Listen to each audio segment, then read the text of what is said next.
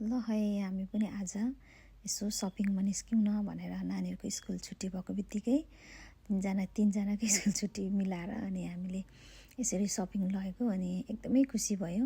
नानीहरू अनि मेरो छोराको चाहिँ फेभरेट मल हो, किनभने उसको चाहिँ उसले एकदमै मनपर्ने ब्रान्डहरू हुन्छ अनि उसलाई मन परेको कपडाहरू अनि सुजहरू यो ठाउँमा पाउँछ। अनि अर्को घर नजिकै पनि छ मल, अर्को स्टोन मल, त्यहाँनिर चाहिँ अलिक नपाउँदो रहेछ, सानो सानो छ ठाउँ त्यहाँनिर बजारहरू, त्यही भएर खालि यहाँ आउनु मन पराउँछ। अनि यसो आएको बेलामै सुरुमै अनि हामीले चाहिँ खाना खानु केही खानाहरू खाउँ न भनेर आएको, किन नानीहरू स्कुलबाट आएको बित्तिकै आएको, नानीहरू पनि भोकै थियो अनि हामी पनि ड्याडीको छुट्टी भएको बेलामा हामी पनि प्रायः खानाहरू पकाउँदैनौँ, बाहिरै खान्छौँ यसरी कहिलेकाहीँ। अनि त्यही भएर आज हामीले आफ्नो आफ्नो चोइसमा अनि यसरी टिपेका छौँ।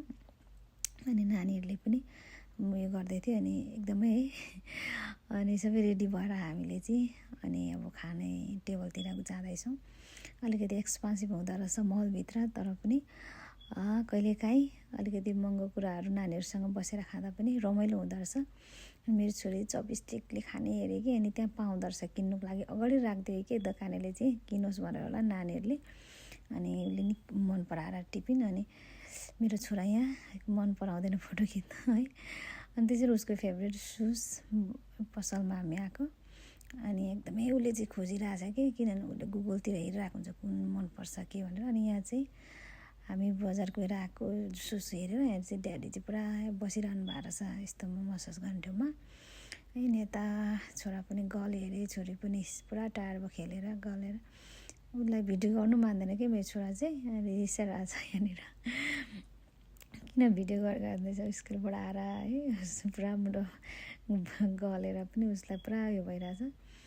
अनि यहाँ चाहिँ पैसा छिराउनु पर्छ एकदमै धेरै, नि कति उनीहरूले आवर पैसा छिराए अनुसार दिन्छ अनि खेल्न पाउँछ।